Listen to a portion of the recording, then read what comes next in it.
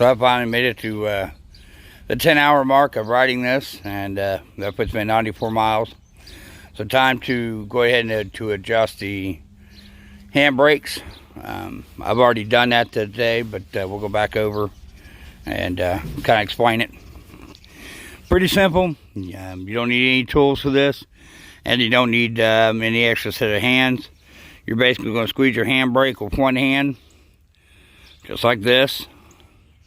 You're going to come over to this little screw right here, and you're just going to turn it while keeping your handbrake depressed.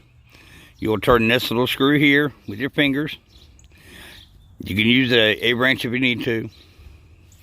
But what will happen as you're turning that screw, this is slowly going to start to move. And that's going to be your resting point.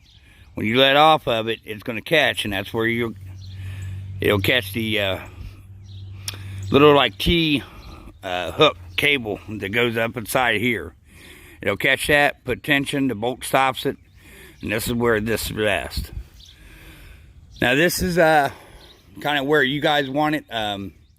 This is where you guys can adjust it for your Pacific, what feels comfortable to you, how much of this travel that you want to use, so forth, so on. I like a little bit of travel versus just a hair trigger, you know.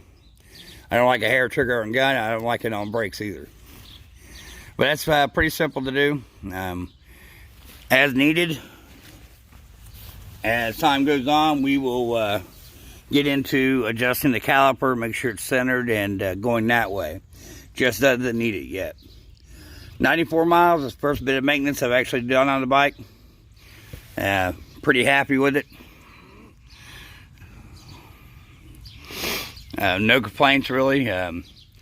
Given that I'm 230 at 5'10", I can go 18 miles on a single charge at 20 miles an hour.